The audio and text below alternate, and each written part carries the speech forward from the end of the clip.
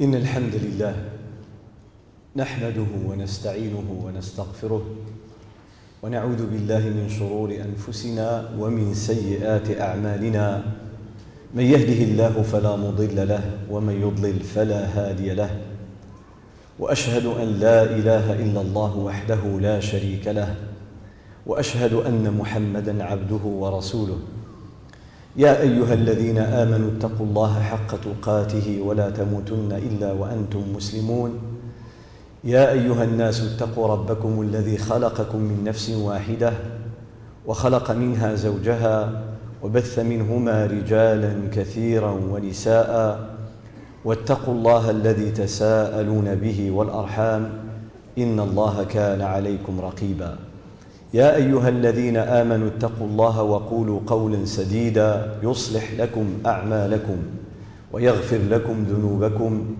ومن يطع الله ورسوله فقد فاز فوزا عظيما أما بعد فإن أصدق الحديث كتاب الله تعالى وخير الهدي هدي محمد صلى الله عليه وسلم وشر الأمور محدثاتها وكل محدثة بدعة وكل بدعة ضلالة وكل ضلالة في النار إخواني أخواتي السلام عليكم ورحمة الله وبركاته.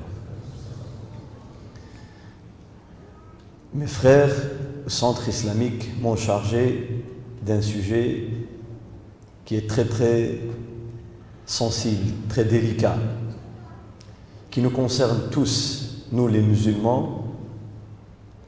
Et chaque musulman doit avoir au moins un certain minimum de connaissances et d'informations à propos de ce thème. Car chacun de nous un jour sera confronté à de telles situations.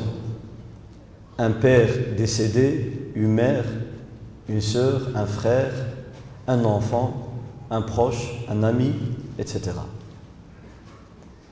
Et le musulman est appelé par Allah subhanahu wa ta'ala et par le prophète sallallahu alayhi wa sallam à acquérir le savoir. Ce thème est composé de plusieurs parties. Et je crois que le professeur Rachid en a déjà traité quelques-unes. C'est l'étape avant de commencer à traiter des opérations pratiques du lavage du défunt, le linceul, le cortège funèbre, l'enterrement, l'après-l'enterrement, etc. Les condoléances et tout ce qui viendra par la volonté d'Allah subhanahu wa ta'ala. Êtes-vous d'accord sur ce point, parce que moi je n'étais pas présent, que le professeur Rachid a traité de l'étape avant le lavage, pendant l'agonie? C'était bien ça? Avant de passer aux étapes suivantes, en commençant par le lavage, et comme mes frères que je remercie, les frères du centre islamique de Bruxelles, pour cette invitation, et comme je vous remercie vous aussi, frères et sœurs, pour votre présence, m'ont chargé de parler du côté purement juridique, ce qu'on appelle le fiqh, la jurisprudence ou le droit musulman. Donc il n'y aura pas la saveur du discours que vous avez entendu chez le professeur Rachid. Quand on fait une exhortation, un rappel, et on parle de tous ces textes prophétiques ou coraniques, de ces sagesses qui nous mettent en garde contre l'inconscience, l'oubli, et qui nous appellent à la méditation, qui nous appellent à la droiture, qui nous appellent à l'au-delà aussi, eh bien le sujet a une autre saveur. Et quand on parle jurisprudence, souvent c'est 1, 2, 3, 4, 5, halal, haram, permis, pas permis. Donc pardonnez-moi si c'est un peu trop sec, qu'il n'y a pas beaucoup de sauce à côté, qu'il n'y a pas quelque chose qui donne de la saveur à ce discours que vous allez entendre, mais j'essaierai, Inch'Allah subhanahu wa ta'ala, de mettre un peu dans le menu, par la grâce d'Allah subhanahu wa ta'ala. Et d'ailleurs, c'était une des raisons, c'est juste à titre de rappel, entre parenthèses, qu'un des savants musulmans a écrit un livre qui s'appelle Ihya Ulum ad-Din, l'imam al-Ghazali, sans rentrer dans les détails, les remarques à faire sur le livre, etc., et les critiques. C'est pas le sujet. Ça n'empêche que cet grand érudit, Imam Ghazali rahimahullah, écrit ce livre, la réunification des sciences musulmanes, à une époque, 5e et 6e siècle, où il a remarqué que beaucoup de juristes, quand ils parlent de la jurisprudence, c'était des choses dont j'ai décrit une partie, juste dire qu'est-ce qui est pilier, ce qui est surrogatoire, ce qui est désapprouvé, ce qui est sunna, ce qui ne l'est pas, ce qui est obligatoire, etc. Alors il a voulu donner une autre dimension à la jurisprudence, en parlant des autres thèmes qui complètent, qui parlent de ce qu'on appelle les secrets de l'adoration, les secrets de la prière, les secrets des ablutions, du pèlerinage, du jeûne. Et d'ailleurs, aujourd'hui, on trouve dans les librairies musulmanes beaucoup d'ouvrages intitulés « Secrets de la prière »,« Secrets de ceci »,« Secrets de cela », dont la plupart ont été tirés de ce livre dont j'ai parlé il y a quelques instants. Donc, mon sujet est purement juridique. Mais une petite introduction. C'est que quand on parle de la mort, les étapes que nous devons apprendre suite à un décès, nous devons tout d'abord savoir que nous sommes en train de parler du secret de la vie qui vient de quitter le corps, l'âme, sirrul haya. Comme a dit Allah subhanahu wa ta'ala dans le verset 85, sourate Al-Isra, وَيَسْأَلُونَكَ عَنِ الرُّوحِ. On t'interroge au sujet de l'âme. قُلِ الرُّوحُ مِنْ أَمْرِ رَبِّي وَمَا أُوتِيتُم مِّنَ الْعِلْمِ إِلَّا قَلِيلًا. Dit, le message est adressé au prophète sallallahu alayhi wa sallam, dit que l'âme relève de l'ordre de mon Seigneur. Et on ne vous a donné que peu de connaissances. L'âme vient du Seigneur. Et c'est le secret de la vie. Ce qui fait que nous n'avons que peu d'informations au sujet de l'âme. Nous ne connaissons pas grand-chose au sujet de l'âme. Mais ce que nous avons comme connaissances, ce sont des connaissances certaines, car elles émanent de la révélation à travers le Coran qui parle dans plusieurs sourates de la mort, l'agonie, après la mort, le voyage de l'âme, dans plusieurs passages du Coran. Nous parle aussi de l'ange de la mort, les anges au pluriel de la mort. Et Allah Ta'ala dit قُلْ يَتَوَفَّاكُمْ مَلَكُ الْمَوْتِ الَّذِي وُكِّلَ بِكُمْ ثُمَّ إِلَىٰ رَبِّكُمْ تُرْجَعُونَ. C'est l'ange de la mort qui est chargé de prendre vos âmes. Ensuite, vous serez ramenés vers votre Seigneur. Dans Sourate la prosternation, Sourate Sajda. Cette âme qui est un dépôt, une amana que nous avons, amana, qu'Allah subhanahu wa ta'ala nous a confié. De là, comprendre les dimensions dont parlent les savants qui disent les secrets de telle ou telle adoration, c'est que dire que c'est un dépôt qu'Allah subhanahu wa ta'ala nous a confié, c'est dire qu'un jour, il viendra un jour où nous devons remettre le dépôt à son vrai propriétaire qui est Allah subhanahu wa ta'ala. Et que le musulman ne doit pas, en aucun cas, être en colère contre le destin d'Allah subhanahu wa ta'ala. Dans un moment de décès qui est un malheur, comme dit le Coran al-Karim, le musulman ne doit pas se comporter d'une façon où il perd la raison, il perd la sagesse, commence à faire des lamentations, à crier, à s'arracher même des cheveux, à déchirer ses vêtements, etc., qui sont des signes qui datent depuis l'ère anti-islamique qu'avait décrit le prophète sallallahu alayhi wa sallam. Et comme Sahaba disait dans un hadith authentique, que le prophète sallallahu alayhi wa sallam bari'a min as-saliqa wal-haliqa wal-shaqa. As-saliqa allati tarfa'u sawtaha 'inda al-musiba, celle qui crie quand il y a un décès, qui fait des lamentations. Le prophète la désavoue. Et quand je dis elle ou la au féminin, parce que c'est souvent c'était les femmes et souvent c'est les sœurs qui qui se comportent ainsi. Et surtout à l'époque de l'Jahiliya où il n'y avait pas de foi, il n'y avait pas de limite. Sinon, les femmes croyantes, comme nous voyons dans les décès, dans la famille, dans l'entourage, c'est, alhamdoulilah, elles ont cette endurance de faire face aux épreuves et aux malheurs. Et nous avons plein d'exemples le long de notre histoire jusqu'à nos jours, et ça continuera, Inch'Allah subhanahu wa ta'ala. Ash-Shaqqa, celle qui déchire ses vêtements, le prophète la désavoue.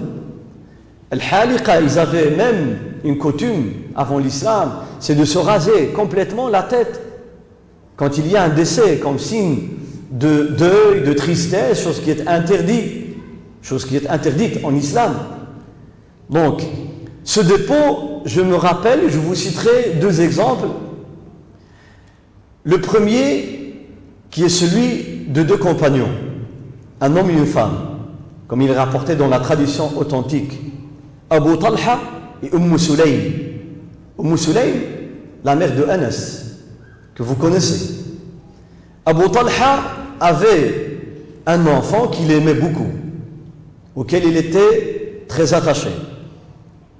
Et un jour, il est sorti, comme d'habitude, pour aller voir le prophète sallallahu alayhi wa sallam. Pendant son absence, son enfant, qui était malade, est décédé. Mais je m'arrête là. Est-ce que je continue seulement en français ou bien je traduis de temps en temps? Je ne sais pas qu'est-ce que les frères me suggèrent. Les frères responsables. Il n'y a personne. Les deux en français. Le professeur Rachid, qu'est-ce qu'il a fait en français qu'en français? Abu Talha, une fois rentré à la maison, il demanda à sa femme qu'est-ce qu'il fait, qu'est-ce qu'il devient, mon enfant. Et lui dit, alhamdoulilah, il n'a jamais été aussi calme qu'aujourd'hui. Alors que l'enfant était mort. Est-ce que Sulaym a dit vrai ou bien elle a menti? Elle a dit la vérité. Quelqu'un qui est mort, eh bien il est trop calme, il ne bouge pas. Elle a dit la vérité, mais indirectement. Abu Talha n'a pas compris. Muhim, à la fin, jusqu'à la nuit, elle lui a dit la vérité, mais, subhanallah, elle lui a posé une question en lui disant, Ya Abu Talha, si jamais une voisine prête à une autre femme ou à une autre voisine un objet, des ustensiles, un objet pour l'utiliser, pour l'usage quotidien, et que après quelque temps, elle vient le chercher. Donc le propriétaire vient chercher ce qu'il avait ou ce qu'il avait prêté. Est-ce que la femme qui avait emprunté cet objet doit-elle le remettre ou pas? Abu Talha lui dit bien sûr, elle doit le remettre. Elle ne lui appartient pas. Alors là, Sulaym lui dit, eh bien je t'annonce le décès de ton fils.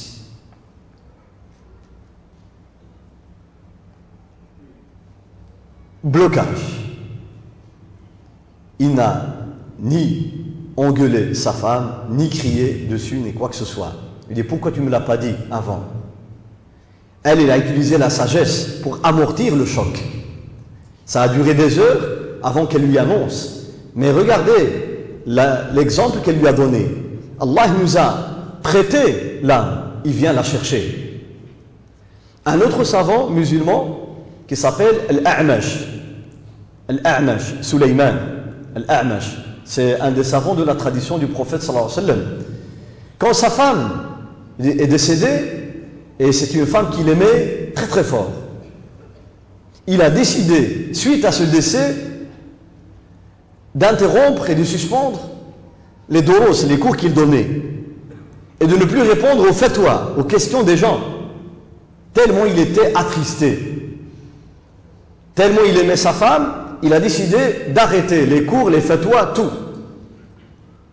Après quelque temps, les gens, parce qu'ils avaient besoin de lui, de sa science, il y a une femme qui est venue le voir et l'a toqué chez lui. Salam alaykum, wa alaykum salam wa rahmatullah. Elle lui dit, j'ai une question. Si jamais quelqu'un te prête un objet puis il vient le chercher et que tu refuses, as-tu le droit de te mettre en colère et lui dire non, ça ne m'appartient pas, c'est normal que je dois le lui remettre. Elle lui dit salam alaykum wa rahmatullah, elle est partie. Lui, il a compris le message. Le lendemain, il est sorti pour continuer ses doros et ses cours. Donc nous, quand on parle de la mort, on parle de quelque chose qui ne nous appartient pas. Notre âme appartient à Allah subhanahu wa ta'ala. Alors, l'islam, à partir du moment où la personne est dans l'agonie jusqu'à l'enterrement, même après l'enterrement, il y a un accompagnement que l'islam nous suggère de faire en insistant là-dessus fermement. L'islam nous appelle à faire des invocations pour le mourant, de rester à côté du mourant, de le laver de la meilleure manière, al-ihsanu fi taghsil al-mayyit, de lui mettre le meilleur linceul. Meilleur, c'est une recommandation du prophète sallallahu alayhi wa sallam. Dire meilleur, ça ne veut pas dire le plus cher. Meilleur, c'est-à-dire propre, suffisamment large, convenable. Car dans la tradition authentique, un sahabi décédé, les compagnons l'ont enterré la nuit. La nuit. Et à l'époque, il n'y avait pas beaucoup de vêtements, il n'y avait pas beaucoup de tissus. La plupart des sahaba étaient pauvres. Ils n'avaient pas trouvé un linceul convenable, assez large. Alors ils ont utilisé un genre de drap, un linceul, mais qui était court. Ça veut dire que ça ne convient pas, mais ils n'avaient pas le choix. Ils l'ont enterré, ils ont fait bien sûr toutes les démarches et les étapes. Ensuite, ils l'ont enterré en utilisant un linceul qui est court. Le lendemain matin, le prophète sallallahu alayhi wa sallam a été mis au courant de cette histoire. Alors le prophète n'a pas aimé du tout ce qui s'est passé. Alors, à cause de cette histoire, il a interdit aux musulmans d'enterrer leurs frères et leurs sœurs la nuit, sauf en cas de nécessité. Il l'a bien précisé. إلا إذا اضطررتم النهي عن الدفن ليلا إلا عند الضرورة. Il leur dit sauf en cas de nécessité. Pourquoi? Parce que souvent la nuit on n'a pas d'où acheter le linceul si on ne l'avait pas déjà préparé à l'avant. Donc de là le prophète a dit une parole, il dit إذا كفنتم الميت فأحسنوا كفنه. Choisissez un bon linceul convenable. Donc un lavage convenable, un linceul convenable, une prière convenable, un nuhsin as-salat. Quand on dit la prière convenable, c'est d'essayer, c'est une chose très recommandée. Car une seule personne peut faire la prière. La prière mortuaire, elle est valable, même s'il n'y a qu'une seule personne qui assiste à la prière. Mais l'islam nous recommande d'être à plusieurs. Plus on est, ou nous sommes nombreux, mieux que c'est pour le mort. Car, même dans notre vie, quand quelqu'un cherche un intercesseur, shafi', un intermédiaire, si jamais entre toi et un ami, ou un frère, une sœur, sa copine, il y a un petit conflit, et que dialoguer, ça n'a pas marché, essayer de trouver une solution à deux, ça n'a pas marché, et souvent ça arrive dans les couples, Ash-Shaytan, souvent il empêche le mari et sa femme de trouver à deux et seul une solution convenable. Alors nous avons à chercher un autre intermédiaire, une tierce personne. Allah Ta'ala dit dans le Coran, dans le cas du conflit conjugal, فَابْعَثُوا حَكَمًا مِنْ أَهْلِهِ وَحَكَمًا مِنْ أَهْلِهَا إِنْ يُرِيدَ إِصْلَاحًا يُوَفِّقِ اللَّهُ بَيْنَهُمَا. Eh bien, envoyez un arbitre de la famille du mari et un autre de la famille, ou pluriel des arbitres de la famille de l'épouse, afin de trouver un arrangement, une solution, bien sûr, si les deux parties le désirent, ils le veulent sincèrement. Ça veut dire que nous avons besoin de ces intermédiaires pour nous aider. Pour le mourant, nous sommes là, nous qui sommes encore vivants, pour aider notre frère et notre sœur qui sont déjà passés dans l'autre monde, en faisant des prières pour lui ou pour elle. Et d'ailleurs, le fond de la prière mortuaire, c'est dua, c'est l'invocation. Salatul janaza, hiya dua, fi aghlabiha. Pourquoi? C'est pour intercéder auprès du Seigneur pour qu'il pardonne à notre frère et à notre sœur. Nabiyuna sallallahu alayhi wa sallam nous dit dans le hadith sahih, إذا صليتم على الميت فأخلصوا له الدعاء, les rapportés par Abu Daoud et autres. إذا صليتم على الميت فأخلصوا له الدعاء. Quand vous faites la prière mortuaire, faites des invocations sincères, c'est-à-dire beaucoup d'invocations avec ferveur, avec sincérité. Et même le prophète sallallahu alayhi wa sallam, dans le sens de faire une prière qui est convenable et bien faite, appelle les musulmans qui ne commettent pas de shirk, point d'association, à assister à la prière mortuaire. Ma min mayyitin yamut فيصلي عليه 40 من الناس من المسلمين إلا شفعهم الله فيه لا يشركون بالله شيئا إلا شفعهم الله فيه وفي رواية إلا غفر الله له. Si jamais il y a une quarantaine dans une version, dans un autre hadith, une centaine de musulmans, 40 ou 60 ou 70 ou 100, le prophète veut dire par là, plus nous serons nombreux, mieux que c'est pour le mort. Donc s'il y a un certain nombre de musulmans, 40 ou plus, qui ne commettent point d'association de shirk ou d'associationnisme à Allah, eh bien ceux-là, Allah accepte leur intercession et il pardonne aux morts. Donc c'est ce qu'on appelle la prière mortuaire convenable.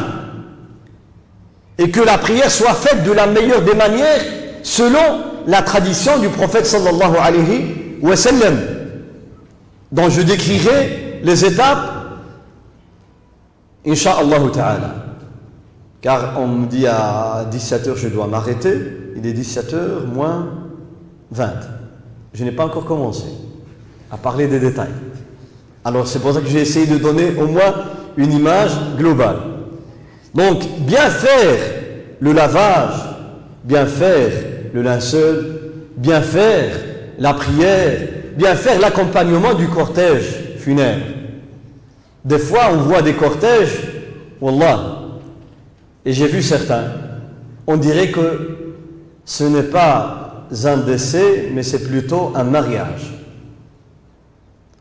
On voit des frères qui rigolent, qui s'amusent, des GSM, ils parlent, ils font des affaires, des transactions dans un cortège funèbre.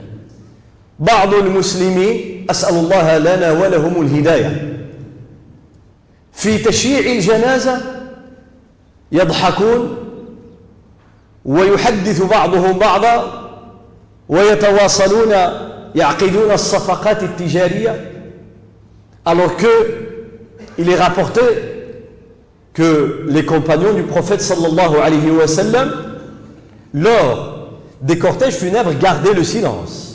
كان أصحاب النبي صلى الله عليه وسلم يسكتون عند الجنازة.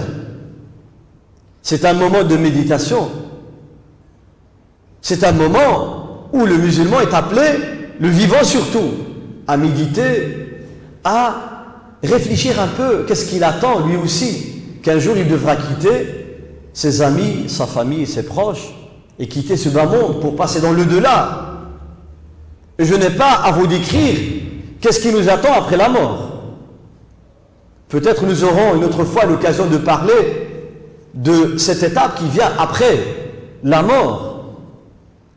Donc, faire ce cortège de la meilleure des manières, c'est tout d'abord garder le silence, garder la méditation, garder les règles prophétiques à ce sujet et sur lesquelles le prophète a insisté de ne pas prendre du feu avec. C'est-à-dire, à titre d'exemple, allumer un briquet lors d'un cortège funèbre, porter des bougies lors d'un cortège funèbre, tirer des fusils, des balles, comme on fait dans des cortèges, etc. Et pas d'encensement, pas de ce qu'on appelle le bakhour, de l'encens. Des fois on prend avec de l'encens pour le mettre lors des cortèges funèbres. Le prophète sallallahu alayhi wa sallam a interdit cela. Et les compagnons, beaucoup de compagnons, c'était une pratique courante chez les Sahaba radiyallahu anhum, qui ont bien compris le message du prophète sallallahu alayhi wa sallam. Abu Huraira, Abu Moussa et Amr ibn al-As et d'autres Sahaba, comme rapporte Ibn Abi Shayba dans ces exemples authentiques rapportés par Ibn Abi Shayba, que tous ces compagnons avaient laissé un testament à leurs proches en disant que après ma mort, eh bien, je ne veux que personne crie sur moi, c'est-à-dire ce qu'on appelle niyaha, les lamentations, point de lamentation et pas de feu, pas de ce qu'on appelle al-bakhul, l'encens. Tout cela, ils ont laissé des testaments pour éviter ces pratiques courantes aujourd'hui et depuis des siècles, malheureusement. Un cortège où chacun de nous doit savoir où est-ce qu'il est la place, qu'est-ce qu'il doit faire à ce moment-là. Peut-il aller devant le défunt ou derrière, c'est-à-dire le suivre, se mettre à droite ou à gauche, prendre sa voiture ou aller à pied? Qu'est-ce qui est permis? Qu'est-ce qui est interdit? Quand on arrive au cimetière, qu'est-ce qu'on peut faire? Qu'est-ce qu'on doit éviter de faire dans le cimetière? Pendant l'enterrement, comment l'enterrement, la procédure de l'enterrement du mort, du défunt? Comment déposer la dépouille? Comment creuser la tombe? Dans quel sens? Dans quelle direction? Après l'enterrement, qu'est-ce qu'on peut faire et qu'est-ce qu'on doit éviter? Et quelles sont les règles qui viennent après l'enterrement? Les condoléances et les règles des condoléances. La visite des tombes. Et quelles sont les règles? Donc nous avons des dizaines et des dizaines de points à traiter dans ces étapes. Ça prouve quoi? Ça prouve l'intérêt, l'importance qu'a donné l'islam à ces étapes qui représentent le voyage de l'âme qui quitte le corps pour aller vers son Seigneur. أسأل الله تعالى أن يختم لي ولكم بالحسنى والإيمان والتوبة النصوح. Je reviens au premier point qui est le lavage. Donc nous avons la première étape, c'est le lavage du mort. Le lavage du mort, taghsilul mayyit. Tout d'abord, quel est le statut juridique? Parlons de la jurisprudence, al-hukm al-shar'i. Je vous rappelle que les étapes dont je vais parler, leur statut juridique, le lavage, le linceul, la prière, l'enterrement, ces étapes sont une obligation communautaire. Ce que les savants et les juristes appellent fardu kifaya. Et même le savant musulman rapporte al-ijma' sur ce point, le consensus. Ils disent que les savants et les juristes sont unanimes. Ils sont tous d'accord sur le fait que ces étapes, que les musulmans doivent répondre à ces étapes quand il y a un décès, à laver leur mort, à lui mettre un linceul, à faire la prière sur lui, à l'enterrer, que c'est une obligation communautaire. Ça veut dire si jamais il y a quelques-uns qui se chargent de faire ces pratiques, eh bien, la communauté n'est plus à ce moment-là, c'est-à-dire le reste de la communauté ne sont plus dans le péché. C'est ce qu'on appelle fardu kifaya. إذا قام به البعض سقط عن الباقي. Alors, nous avons le lavage, qui est une obligation communautaire. Il doit y avoir des musulmans qui s'occupent de cela. Mais, quelle est la manière? Quelles sont les caractéristiques de la personne qui lave le mort? L'islam a parlé de cela. On ne peut pas confier notre frère ou notre sœur à n'importe qui va commettre des actes illicite, qui va commettre des innovations, al-bida, qui va commettre à cause de l'ignorance des choses qui ne sont pas licites en islam. La budda min sifatin lil mughassil, celui qui lave le mort, doit être une personne qui a la piété, as-salah, at-taqwa, la crainte d'Allah subhanahu wa ta'ala. C'est une étape qui est très très sensible dans la vie de l'être humain. Tu peux remarquer sur le mort des réactions même après sa mort qui sont peut-être négatives. Tu peux voir des signes sur son corps qui sont mauvais. Et souvent, le mort dégage une mauvaise odeur après la mort, surtout si on le laisse pendant un certain temps. قد تخرج منه رائحة كريهة قد يتغير لونه تغيرا قبيحا قد ترى على وجهه أنه قد يسود.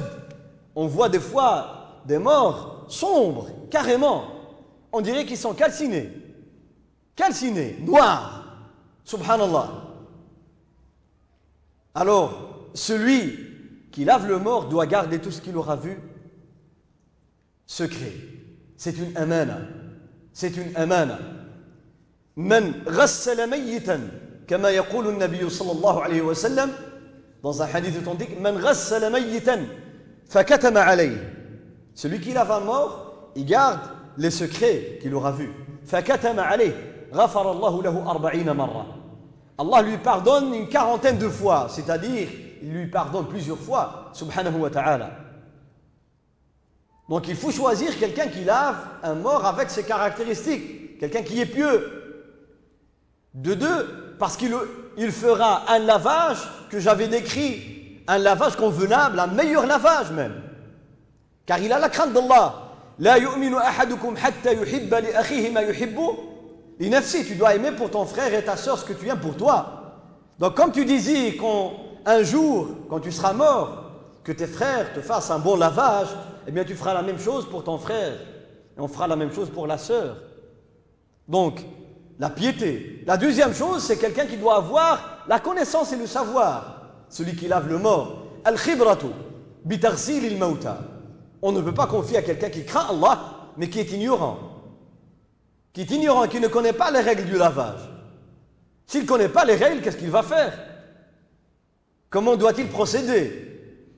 Et là, le prophète sallallahu alayhi wa sallam, nous avons dans la tradition du prophète sallallahu alayhi wa sallam, comme dans le hadith de Atiyya, hadith authentique, Atiyya, comme il est dit dans le hadith, وَكَانَتْ إِمْرَأَةٌ تَغْسِلُ النِّسَاء. Elle s'occupait du lavage des sœurs, Atiyya. Et là, je lance un appel à mes sœurs musulmanes d'apprendre les règles concernant le défunt, les règles dont je parle aujourd'hui. Il doit y avoir des sœurs compétentes, car nous avons un grand manque dans la communauté. Quand il y a une sœur qui meurt, tu vois les appels téléphoniques de tous les coins qui... Connais-tu une sœur qui fait le lavage, qui s'occupe des sœurs? Il y a que peu de sœurs qui font cela. C'est un appel aux sœurs d'apprendre, de passer même un test. Et Inch'Allah subhanahu wa ta'ala, elles auront une énorme récompense auprès d'Allah subhanahu wa ta'ala. Comme a dit le prophète sallallahu alayhi wa sallam, que celui qui met le linceul ou mort, rien que le fait de lui mettre le linceul, chouf subhanallah. Le même hadith, c'est la continuité du hadith, celui qui garde en secret ce qu'il aura vu chez le mort. La continuité, وَمَنْ غَسَّلَ وَمَنْ كَفَّنَ مَيِّتًا. Celui ou celle qui met le linceul ou mort, savez-vous ce qu'Allah Ta'ala lui a réservé dans le paradis? c'est de lui mettre un vêtement sundus et istabraq du paradis. C'est de la soie, la meilleure soie du paradis. Ça veut dire que tu iras au paradis. Autrement dit, Allah ne te mettra pas un vêtement du paradis te lancer dans le feu. Dire qu'Allah te donnera un vêtement du paradis, c'est de te mettre tout d'abord, de te donner ta place dans le paradis. Et celui qui enterre le mort, Allah lui donnera la récompense de quelqu'un qui avait offert une maison à quelqu'un pour y habiter jusqu'à la fin du monde. Donc, celui ou celle qui lave les morts doit avoir l'expérience. Alors le prophète sallallahu alayhi wa sallam, malgré qu'il avait autour de lui plein de femmes, ses épouses, ses filles, etc., il a fait appel. Quand sa fille est décédée, il a fait appel à Atiyya. Pourquoi? Parce qu'elle avait l'expérience. Ali, radiyallahu anhu, qui s'est occupé du prophète sallallahu alayhi wa sallam pour laver notre prophète sallallahu alayhi wa sallam, Ali avait une grande expérience dans le lavage des morts. Il a dit lui-même, dans la tradition authentique, il a dit, quand je suis venu pour laver le prophète, j'ai voulu voir, est-ce que je verrai ce que je vois d'habitude chez les morts, comme j'ai dit, peut-être une odeur, etc., etc. Il dit, subhanallah, quelle bonne odeur dégageait le prophète sallallahu alayhi wa sallam. Ali, il a même dit, Tibta hayyan wa mayyitan, sallallahu alayhi wa sallam. Parle de l'odeur dégagée par le prophète sallallahu alayhi wa sallam, alors qu'il est mort. Cette bonne odeur, le prophète, même la sueur du prophète, sentait mieux que le meilleur parfum, mieux que le musc, sallallahu alayhi wa sallam. Ali, quand il a dit, j'ai voulu voir ce que je voyais d'habitude, ça veut dire qu'il avait l'expérience de laver les morts. Donc nous devons faire appel à quelqu'un qui a l'expérience et qui a la piété. Comment laver le mort? Tout d'abord, le déshabiller de tous ses vêtements. De le déshabiller de tous ses vêtements. Ne rien laisser, mais couvrir les parties qu'on appelle al-awra. Les parties qu'on ne peut pas voir entre le nombril et les genoux pour l'homme. Et beaucoup de savants disent la même chose pour les femmes. C'est l'avis de la plupart des savants entre elles. Sinon, il y a un avis qui dit que la femme, être couverte même au-dessus, c'est-à-dire que la femme ne peut voir de sa sœur que ce qu'elle voit d'habitude, les cheveux, le visage, les bras, les pieds, etc., les mollets, mais pas plus. Ce sont deux avis des savants musulmans. Donc, nous devons le débarrasser et couvrir, d'abord mettre un essuie pour couvrir les parties qu'on ne peut pas voir avant de retirer ses vêtements pour le laver et préparer tout le matériel nécessaire. L'eau, le savon, préparer le parfum, le camphre qu'a recommandé le prophète sallallahu alayhi wa sallam, préparer le linceul, préparer des essuies, préparer des gants de toilette, préparer du cidre, s'il y en a de préférence, le lotus, cette plante que le prophète utilisait, que les compagnons utilisaient pour laver les morts. Donc préparer tout ce matériel avant de commencer le lavage, là, préparer l'endroit où on peut laver le mort et ne pas prendre avec beaucoup de personnes, un minimum de personnes, le strict minimum nécessaire. 2 personnes, 3 s'il est nécessaire. De préférence, ne pas prendre plus, parce qu'on n'en a pas besoin. Et nous devons garder l'intimité de la personne, la dignité, al-karama. ينبغي أن نحفظ للميت كرامته كما كان حيا. يقول النبي صلى الله عليه وسلم كما في سنن أبي داود وغيره بسند صحيح: كسر عظم الميت ككسره حيا. كسر عظم الميت ككسره حيا. Briser, casser l'os du mort, c'est comme si tu l'avais fait pendant sa vie. Ça veut dire que tu dois respecter la dignité de cette personne qui est décédée, qui est morte, de ce défunt. Le prophète nous a interdit de s'asseoir sur sa tombe. Nahana an al-julus an qabr al-mayyit. S'asseoir sur sa tombe, il est interdit de le faire. Parce que quand il était vivant, il n'acceptera jamais que quelqu'un se met au-dessus de lui. C'est une sorte de diminution. Le prophète sallallahu alayhi wa sallam nous appelle à respecter ce mort quand on le lave, avoir un minimum de personnes qui s'occupent du lavage. Ensuite, nous avons le hadith qui représente la règle de base dans le lavage des morts. C'est hadith de la femme Ummu, vous l'avez déjà oublié, Ummu Atiyya. Ummu Atiyya, cette femme expérimentée dans le lavage des morts. Elle s'occupait des femmes. Eh bien, son hadith chez les savants musulmans est considéré comme étant un hadith de base, car dans ce hadith, il y a les détails du lavage. Quand la fille Zaynab, la fille du prophète sallallahu alayhi wa sallam, est morte, le prophète fait appel à Ummu Atiyya, alors il lui donne les règles du lavage. Il lui dit d'abord اغسلنها ثلاثا أو خمسا أو أكثر من ذلك وفي رواية أو سبعا أو أكثر من ذلك إن رأيتن ذلك. Le prophète nous parle tout d'abord du nombre de lavages qu'il est recommandé de faire. Et là, j'attire l'attention des frères et sœurs que dans les lavages au pluriel, même le lavage de l'janaba, même les ablutions, il y a un strict minimum obligatoire et le reste est recommandé.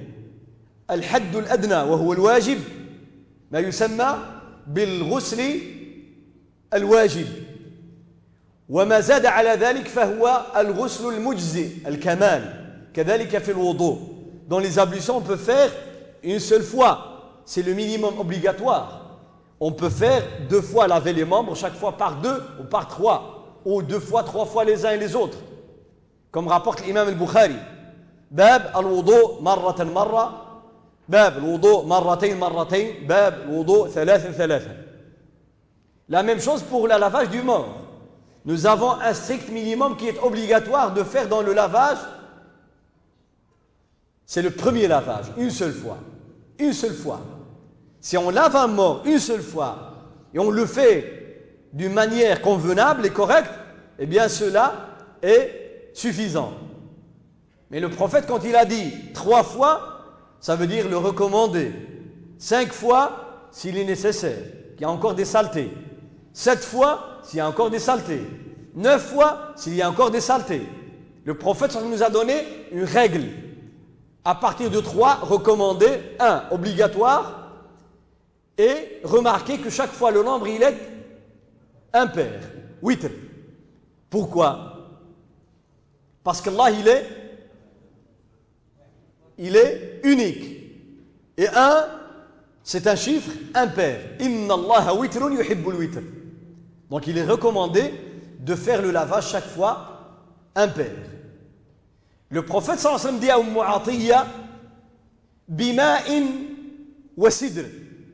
Utilise dans tous ces lavages, que ce soit 3 fois, ou 5, ou 7, ou plus, en chiffre impair, chaque fois tu utilises du sidr, cette plante dont j'ai parlé.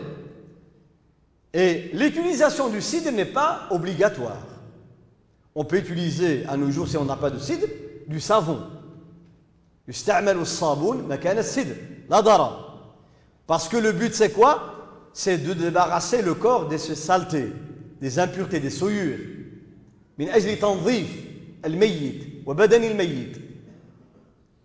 Et dans le dernier lavage, on utilise قال وجعلنا في آخرها أو آخرهن كافورا. Le dernier lavage, on utilise du camphre. Vous l'avez déjà vu, le camphre? Hein? Malheureusement, Ah, je ne sais pas si les frères, ils vont faire la pratique après l'application. Ils vont vous montrer le camphre. Naphtaline, ça s'appelle comme ça. Hein? Jamais vu. Le camphre, ça se vend souvent en boules blanches.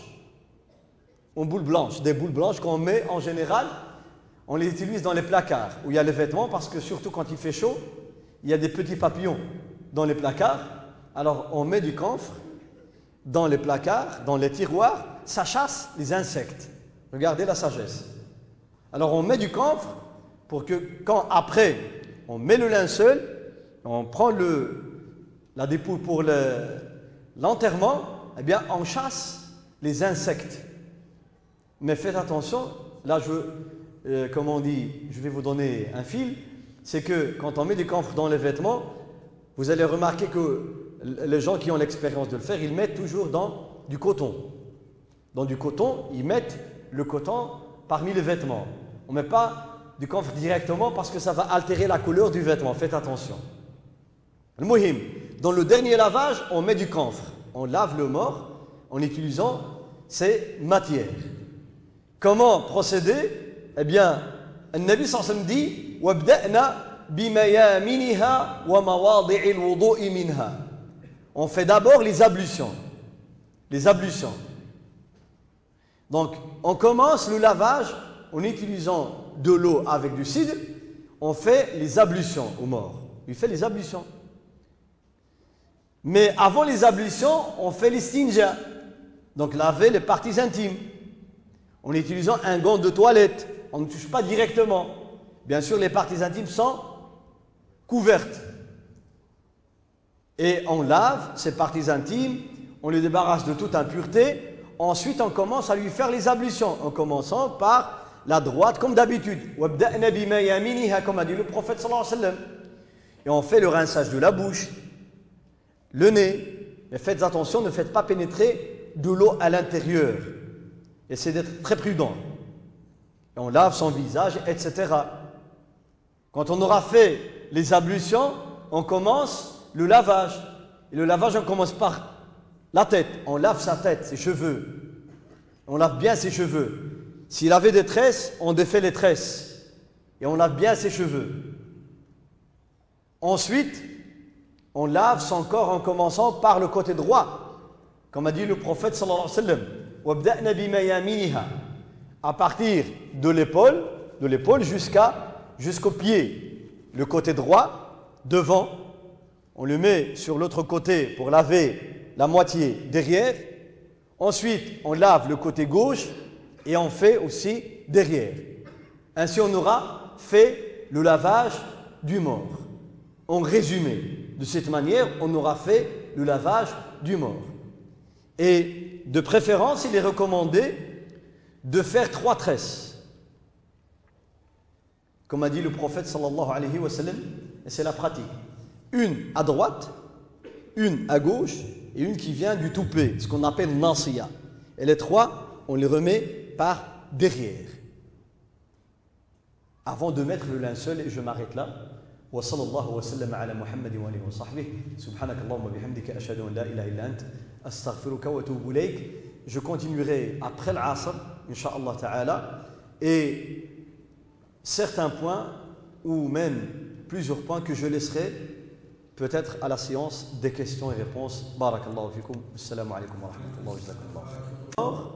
À lui mettre un linceul, à faire la prière sur lui, à l'enterrer, que c'est une obligation communautaire. Ça veut dire si jamais il y a quelques-uns qui se chargent de faire ces pratiques, eh bien, la communauté n'est plus à ce moment-là, c'est-à-dire le reste de la communauté ne sont plus dans le péché. C'est ce qu'on appelle fardu kifaya. إذا قام به البعض سقط عن الباقي. Alors, nous avons le lavage, qui est une obligation communautaire. Il doit y avoir des musulmans qui s'occupent de cela. Mais, quelle est la manière? Quelles sont les caractéristiques de la personne qui lave le mort? L'islam a parlé de cela. On ne peut pas confier notre frère ou notre sœur à n'importe qui va commettre des actes illicites, qui va commettre des innovations, al-bida', qui va commettre à cause de l'ignorance des choses qui ne sont pas licites en islam. La budda min sifatin lil mughassil, celui qui lave le mort, doit être une personne qui a la piété, as-salah, at-taqwa, la crainte d'Allah subhanahu wa ta'ala. C'est une étape qui est très très sensible dans la vie de l'être humain. Tu peux remarquer sur le mort des réactions, même après sa mort, qui sont peut-être négatives.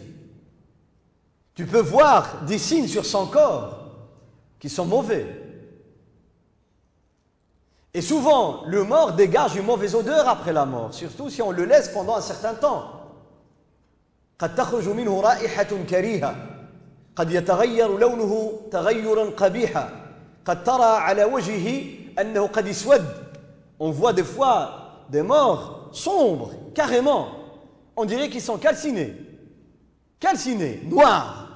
Subhanallah. Alors, celui qui lave le mort doit garder tout ce qu'il aura vu secret. C'est une amana. C'est une amana. من غسل ميتا كما يقول النبي صلى الله عليه وسلم dans un hadith authentique من غسل ميتا فكتم عليه. Celui qui lave un mort, il garde les secrets qu'il aura vus. فكتم عليه غفر الله له 40 مرة. Allah lui pardonne une quarantaine de fois, c'est-à-dire il lui pardonne plusieurs fois, subhanahu wa ta'ala.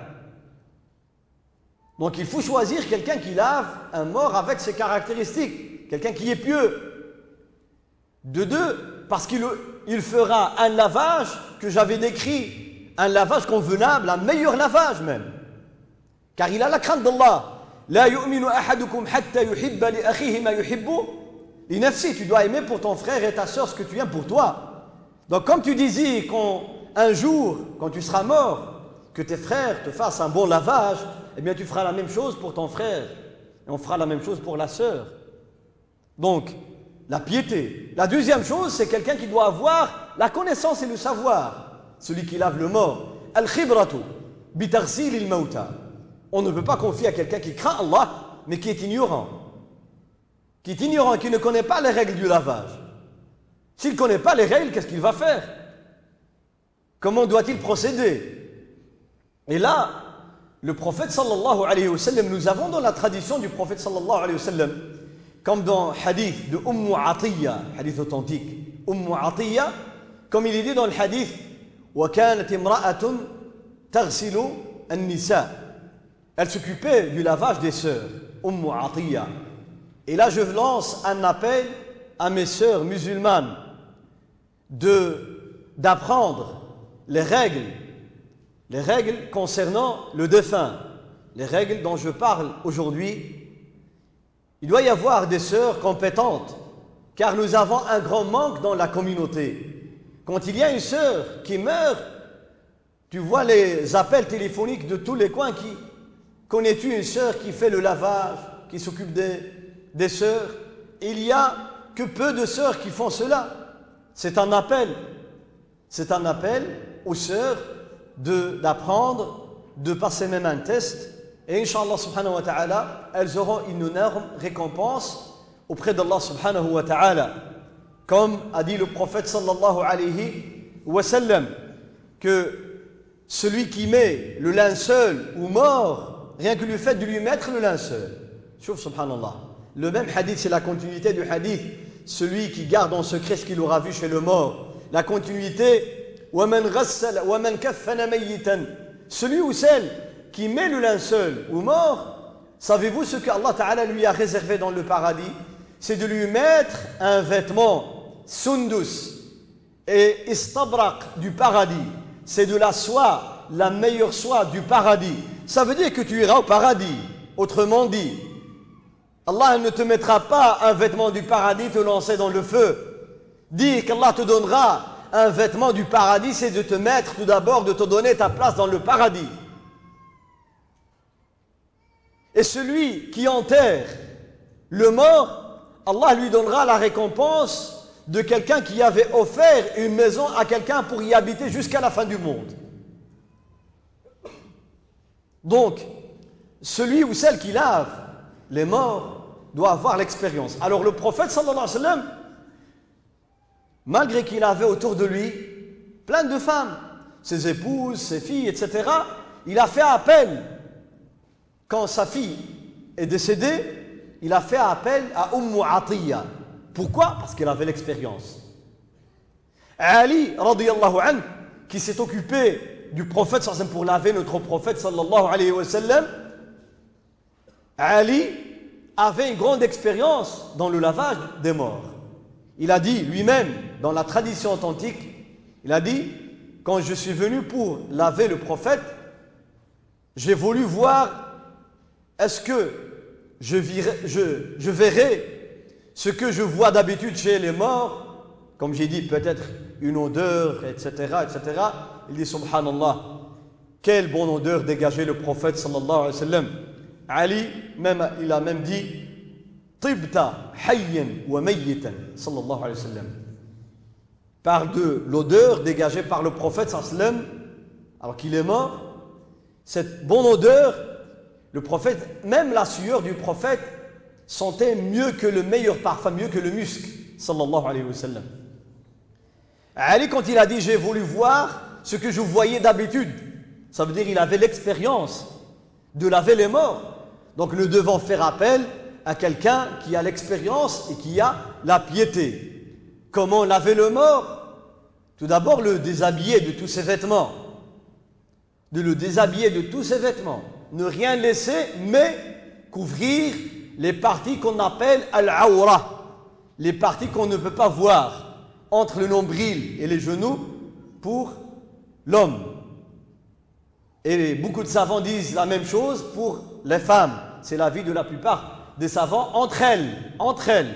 Sinon, il y a un avis qui dit que la femme, être couverte même au-dessus, c'est-à-dire que la femme ne peut voir de sa sœur que ce qu'elle voit d'habitude, les cheveux, le visage, les bras, les pieds, etc., les mollets, mais pas plus. Ce sont deux avis des savants musulmans.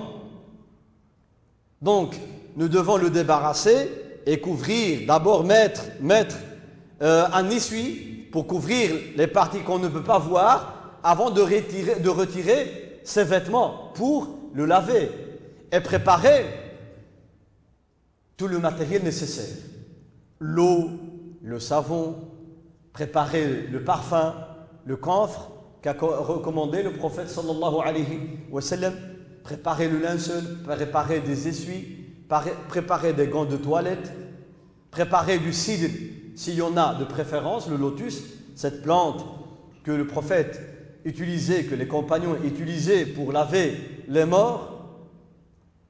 Donc préparer tout ce matériel avant de commencer le lavage, là, préparer l'endroit où on peut laver le mort et ne pas prendre avec beaucoup de personnes, un minimum de personnes, le strict minimum nécessaire. 2 personnes, 3 s'il est nécessaire. De préférence, ne pas prendre plus, parce qu'on n'en a pas besoin. Et nous devons garder l'intimité de la personne, la dignité, al-karama. ينبغي أن نحفظ للميت كرامته كما كان حيا. يقول النبي صلى الله عليه وسلم كما في سنن أبي داود وغيره بسند صحيح: كسر عظم الميت ككسره حيا. كسر عظم الميت ككسره حيا. Briser, casser l'os du mort, c'est comme si tu l'avais fait pendant sa vie. Ça veut dire que tu dois respecter la dignité de cette personne qui est décédée, qui est morte, de ce défunt. Le prophète nous a interdit de s'asseoir sur sa tombe. Nahana an al-julus an qabr al-mayyit. S'asseoir sur sa tombe, il est interdit de le faire. Parce que quand il était vivant, il n'acceptera jamais que quelqu'un se met au-dessus de lui. C'est une sorte de diminution. Le prophète sallallahu alayhi wa sallam nous appelle à respecter ce mort quand on le lave, avoir un minimum de personnes qui s'occupent du lavage. Ensuite, nous avons le hadith qui représente la règle de base dans le lavage des morts. C'est hadith de la femme Ummu, vous l'avez déjà oublié, Ummu Atiyya. Ummu Atiyya, cette femme expérimentée dans le lavage des morts. Elle s'occupait des femmes. Eh bien, son hadith chez les savants musulmans est considéré comme étant un hadith de base, car dans ce hadith, il y a les détails du lavage. Quand la fille Zaynab, la fille du prophète sallallahu alayhi wa sallam, est morte, le prophète fait appel à Ummu Atiyya, alors il lui donne les règles du lavage. Il lui dit d'abord اغسلنها ثلاثا أو خمسا أو أكثر من ذلك وفي رواية أو سبعا أو أكثر من ذلك إن رأيتن ذلك. Le prophète nous parle tout d'abord du nombre de lavages qu'il est recommandé de faire. Et là, j'attire l'attention des frères et sœurs que dans les lavages au pluriel, même le lavage de l'janaba, même les ablutions, il y a un strict minimum obligatoire et le reste est recommandé. الحد الأدنى وهو الواجب ما يسمى بالغسل الواجب وما زاد على ذلك فهو الغسل المجزي الكمال كذلك في الوضوء. Dans les ablutions, on peut faire une seule fois, c'est le minimum obligatoire. On peut faire 2 fois laver les membres, chaque fois par 2 ou par 3, ou 2 fois, 3 fois les uns et les autres, comme rapporte l'imam al-Bukhari. Bab al-wudu marratan marra, bab al-wudu marratayn marratayn, bab al-wudu thalathan thalathan. La même chose pour le lavage du mort. Nous avons un strict minimum qui est obligatoire de faire dans le lavage. C'est le premier lavage, une seule fois. Une seule fois. Si on lave un mort une seule fois et on le fait d'une manière convenable et correcte, eh bien cela est suffisant. Mais le prophète, quand il a dit 3 fois, ça veut dire le recommander. 5 fois, s'il est nécessaire, qu'il y a encore des saletés. 7 fois, s'il y a encore des saletés. 9 fois, s'il y a encore des saletés. Le prophète nous a donné une règle. À partir de 3, recommandé, 1, obligatoire, et remarquez que chaque fois le nombre il est impair, witr. Pourquoi? Parce qu'Allah il est unique. Et 1, c'est un chiffre impair. Inna Allah witrun yuhibbul witr. Donc il est recommandé de faire le lavage chaque fois impair. Le prophète sallallahu alayhi wa sallam dit à Ummu Atiyya bima'in wa sidr. Utilise dans tous ces lavages, que ce soit 3 fois, ou 5, ou 7, ou plus, en chiffre impair, chaque fois tu utilises du sidr, cette plante dont j'ai parlé, et l'utilisation du sidr n'est pas obligatoire. On peut utiliser à nos jours, si on n'a pas de sidr, du savon. يستعمل الصابون مكان السدر لا ضرر. Parce que le but c'est quoi?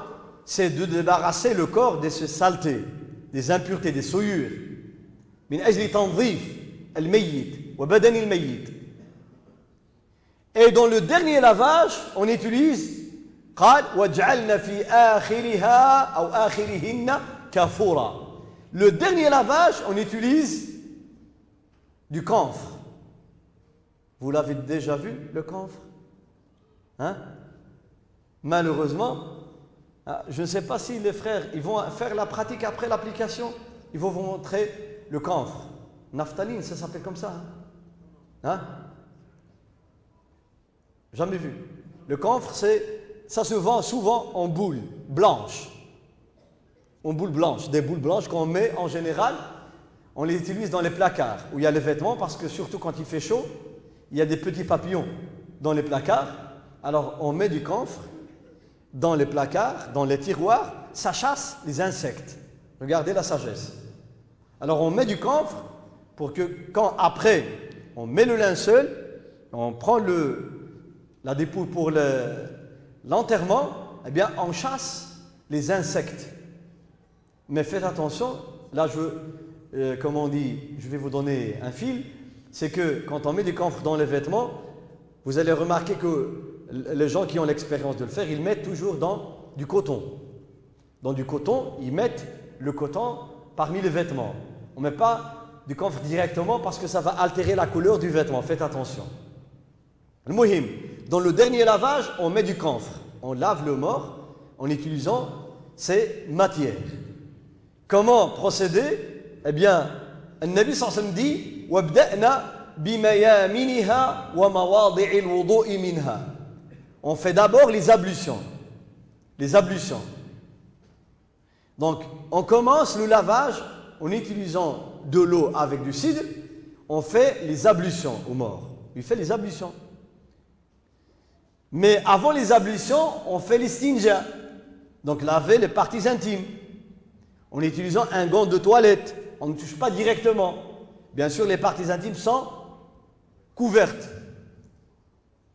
Et on lave ces parties intimes, on les débarrasse de toute impureté. Ensuite, on commence à lui faire les ablutions, en commençant par la droite, comme d'habitude. Comme a dit le prophète sallallahu alayhi wa sallam.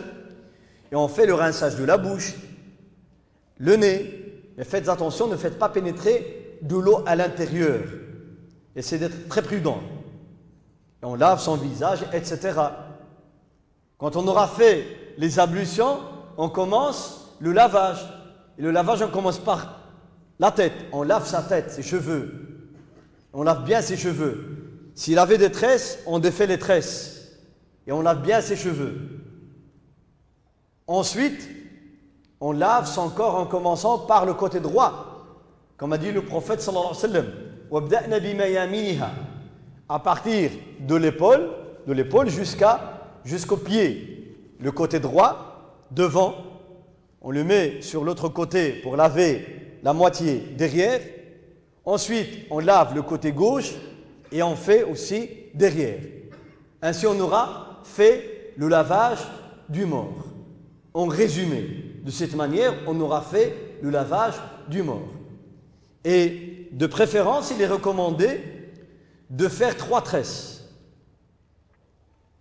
Comme a dit le prophète sallallahu alayhi wa sallam, et c'est la pratique. Une à droite, une à gauche et une qui vient du toupet, ce qu'on appelle nasiya. Et les 3, on les remet par derrière. Avant de mettre le linceul, et je m'arrête là. Wa sallallahu wa sallam ala Muhammadin wa alihi wa sahbihi. Subhanakallahumma bihamdika ashhadu an la ilaha illa ant astaghfiruka wa atubu ilayk. Je continuerai après l'Asr, Inch'Allah ta'ala, et certains points, ou même plusieurs points que je laisserai peut-être à la séance des questions et réponses. Barakallahu fikum. Assalamu alaikum wa rahmatullahi wa barakatuh.